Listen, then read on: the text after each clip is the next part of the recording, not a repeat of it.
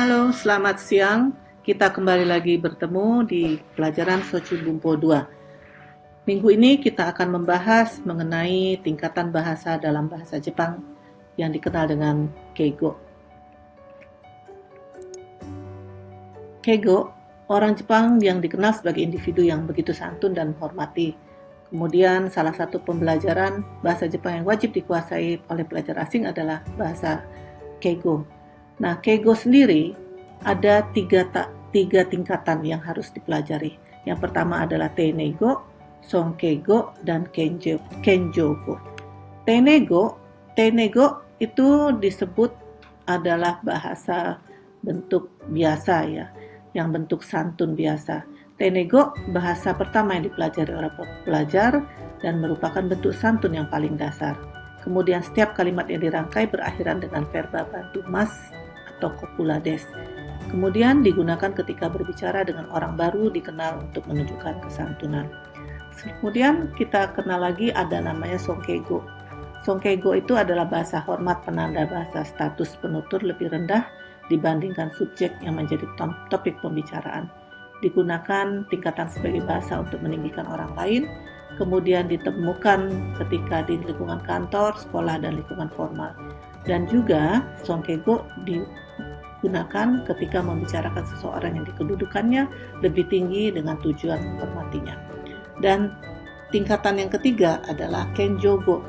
Kenjogo adalah bentuk merendahkan diri sendiri di hadapan petutur, subjek atau orang sedang dibicarakan. Dan Kenjogo adalah bentuk merendahkan diri sendiri ketika sedang berbicara dengan mitra tutur yang kedudukannya lebih tinggi. Baiklah, kalau begitu akan kita jabarkan satu persatu atau akan saya jelaskan satu persatu apa yang Teinego itu apa dan Sonkeigo itu apa. Yang pertama, Teinego. Teinego sudah kita sampaikan adalah bahasa halus. Bahasa yang digunakan untuk menyampaikan isi pembicaraan secara halus dan santun kepada lawan bicara, tanpa meninggikan lawan bicara atau merendahkan.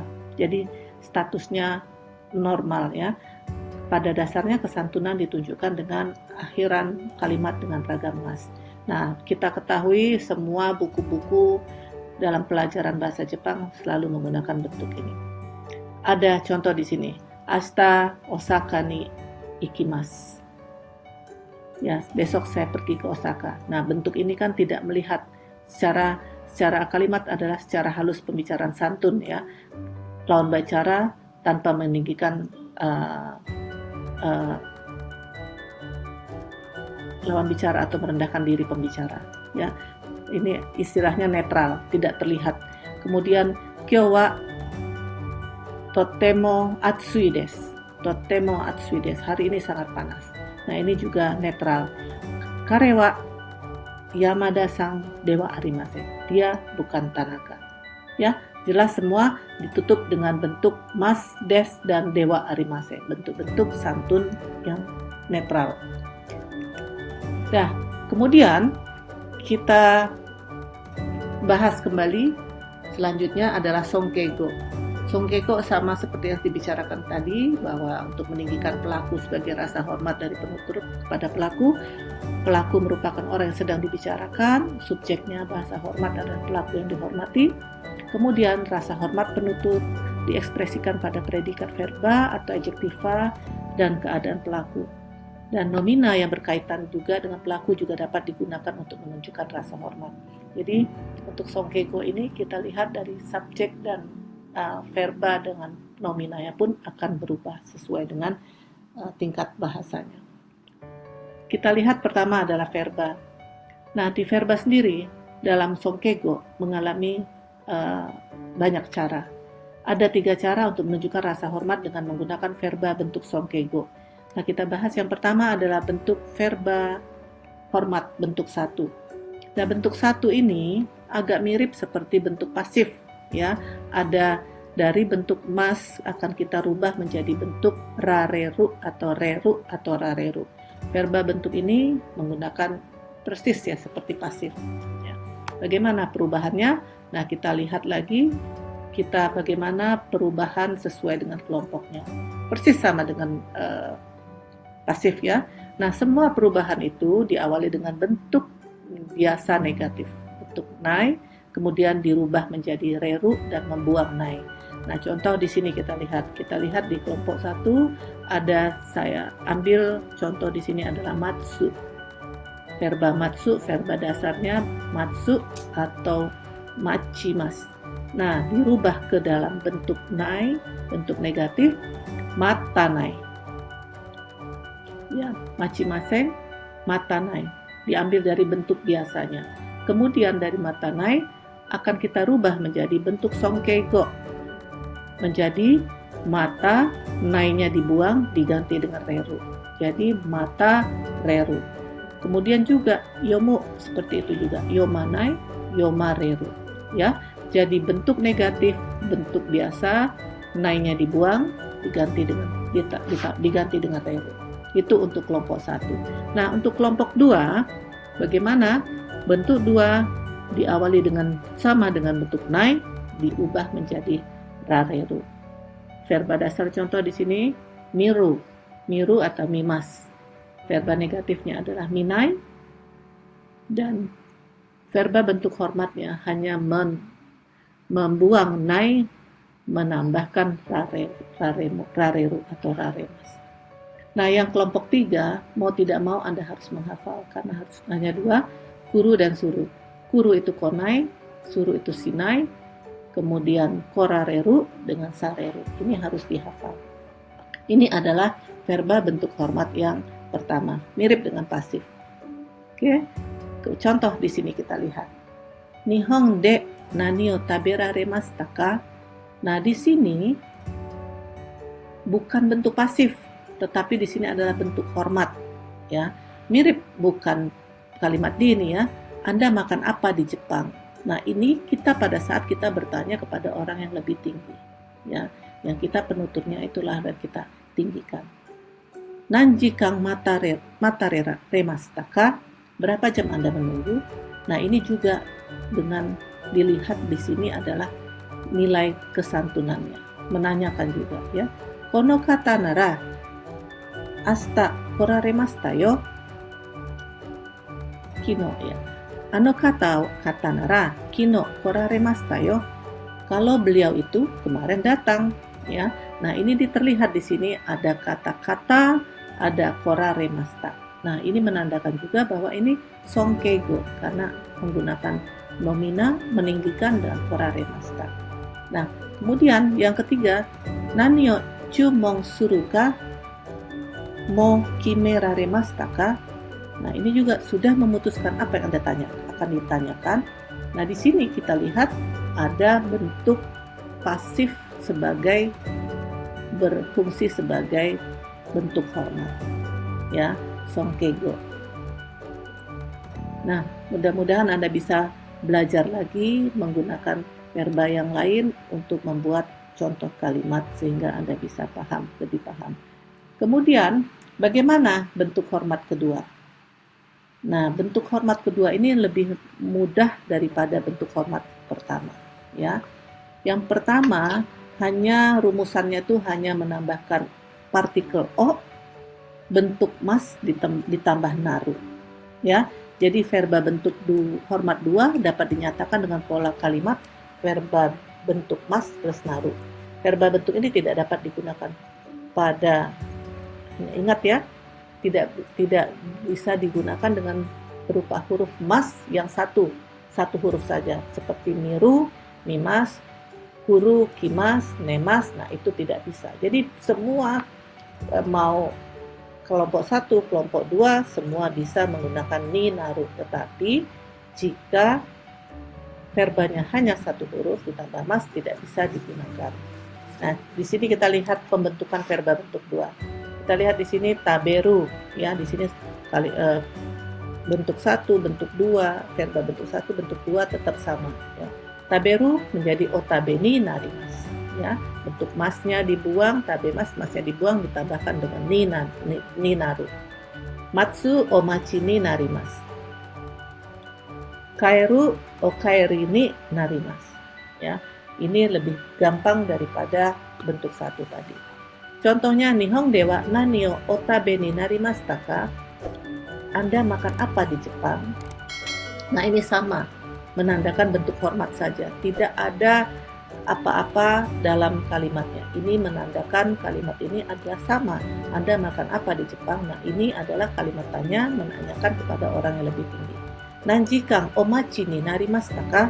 Jam berapa? Jam berapa jam Anda menunggu? Nah, ini juga kan kita bertanya kepada orang yang lebih hormat atau lebih tinggi dari yang penutur.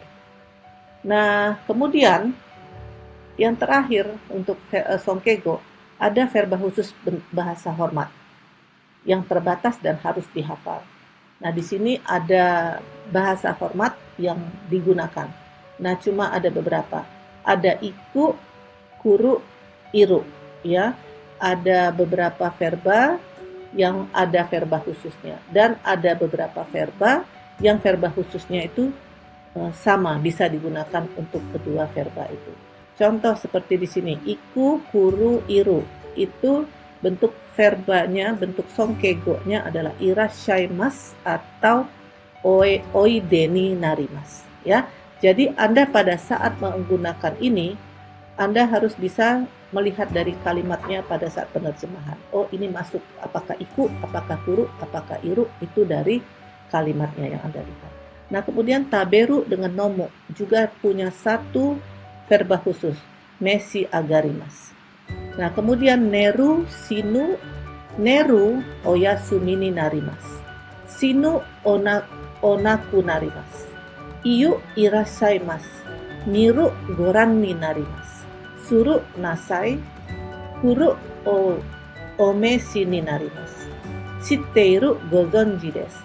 Kureru kudasaimasu. Nah, ini mau tidak mau Anda harus menghafal. Karena kalau Anda semakin banyak menggunakan bentuk songkego dalam percakapan, ini mau tidak mau harus dihafal. Karena dari ketiga bentuk tadi nanti ada perbedaan. Mana yang paling sering digunakan dan mana yang wajib digunakan. Nanti kita bahas perbedaan. Kemudian, contoh di sini kita lihat. Shacho wa ohiru wo meshi agarimashita ka? Nah, ini sama juga. Meshi agarimashita ka itu sama dengan tabemashita ka? Nah, kenapa? Karena gak mungkin kita bertanya kepada orang yang lebih tinggi dengan tabemashita ka. Kalau kita belum kenal, kalau kita belum tahu belajar bahasa Jepang mungkin bisa. Tetapi setelah kita tahu, maka kita harus bisa menggunakan kapan digunakan meshi agarimashita ka. Apakah presiden direktur sudah makan siang? Nah, kemudian yang kedua, sono kata nara kino irashaimashita ka atau oide ni narimashita ka. Nah, itu sama juga dengan imashita. Bedanya hanya bentuk format. Kalau beliau itu kemarin datang, ya. Nah, tuh yang ketiga adalah gochumon nasaimasu ka, chumon shimasu ka. Nah, itu juga sama antara nasaimasu ka dengan shimasu ka. Bedanya hanya karena bentuk hormat saja. Oke. Sekarang penggunaan ketiga jenis verba songkego ada situasi yang tepat, ya. Kita harus lihat tadi saya sampaikan bahwa pada umumnya bentuk hormat dua dan verba khusus lebih formal dan lebih menunjukkan rasa hormat daripada bentuk satu. Tetapi terkadang terdapat beberapa verba yang tidak dapat digunakan pada kalimat bentuk dua. Oleh karena itu disarankan untuk mencoba menggunakan verba khusus dahulu dan mulai menghafal. Tapi jika belum hafal maka gunakan bentuk format dua khusus di situasi formal. Pada situasi non-formal bisa digunakan ketiga cara tersebut, tapi untuk situasi non-formal bentuk satu lebih tepat digunakan. Intinya bahwa Anda mau tidak mau harus yang namanya bentuk format adalah bentuk ketiga. Nah, bentuk kedua, kenapa? Memang yang paling gampang kedua, tetapi tidak semua verba bisa menggunakan bentuk kedua. Nah, untuk bentuk yang ketiga bentuk ini pada situasi non formal bisa digunakan, ya. Tetapi kalau untuk bentuk pertama itu lebih digunakan pada situasi non formal, ya. Itu untuk songkego, ya. Jadi mulai saja, nggak usah berpikir aduh takut ini. Anda mulai saja mencoba bagaimana menggunakan bentuk songke. Jangan takut karena sudah tahu teorinya, Anda takut melakukan untuk mencobanya. Kemudian, nah selain verba, bentuk songke juga akan berpengaruh kepada nomina. Nomina juga berkaitan dengan pelaku terhormat dapat digunakan untuk menunjukkan rasa hormat songkego. Jadi kosakata yang menunjukkan songkego sekaligus meninggikan pelaku seperti kata ganti, pronomina, gelar kehormatan, nama orang, ya, prefiks awalan o atau go. Nah, ini di sini juga seperti kata ganti tadi kan, kata ganti atau kata orang. Dari koreng, sore, are, dare, dore, konosono, kosoado juga ada bentuk hormatnya, bentuk songkegonya. Kore, kochira, sochira, achira, donata, docira. Nah, ini kata ganti atau pronomina juga bersangkutan dengan songkego. Kemudian gelar kehormatan tadi kan bentuk kata ganti ya. Sekarang gelar kehormatan. Untuk nama orang juga. Kalau biasanya kita yang netral ada sang, ya. Nah, sekarang gelar kehormatan paling hormat, gelar ini hanya digunakan pada orang luar yang dihormati khusus dalam bisnis, seperti tamu menggunakan sama, ya, sacho sama, otaku sama, yamada sama, dan lain-lain. Sama ini juga digunakan sebagai pengganti sang untuk menyebut anggota keluarga, ya.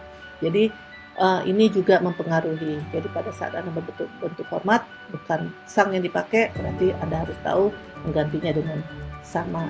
Contoh di sini, sang, oto sang, oto sama, oka sang, oka sama, oni sang, oni sama.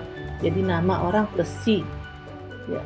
Gelar kehormatan secara formal biasanya juga gelar ini digunakan dalam penulisan formal seperti media.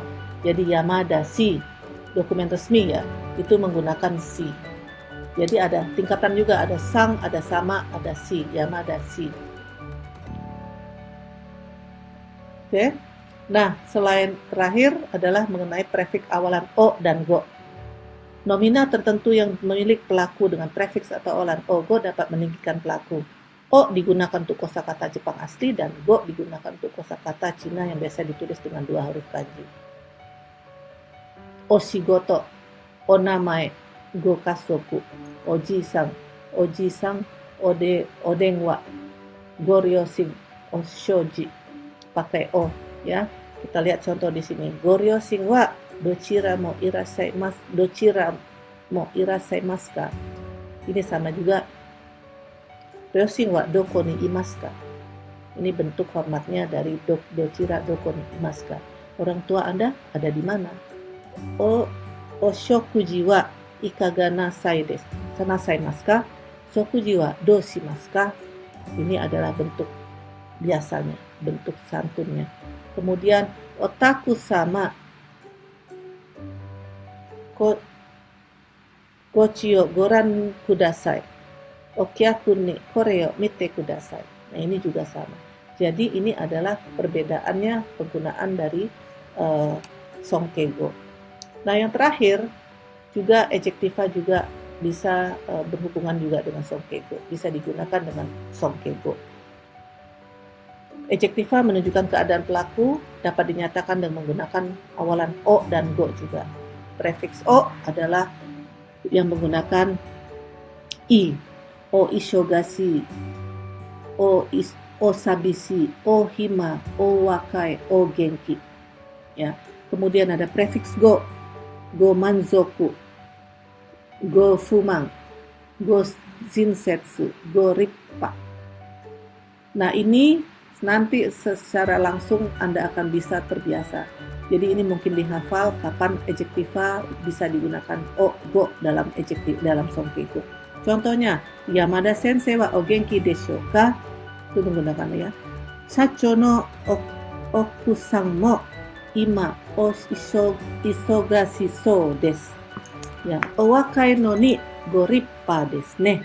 Nah, ini semua kalau sudah menggunakan o, go, berarti ini sudah menyatakan bahwa kalimat ini adalah kalimat bentuk santun. Mungkin sementara itu dulu, kita lanjutkan dengan kenjogo setelah ini.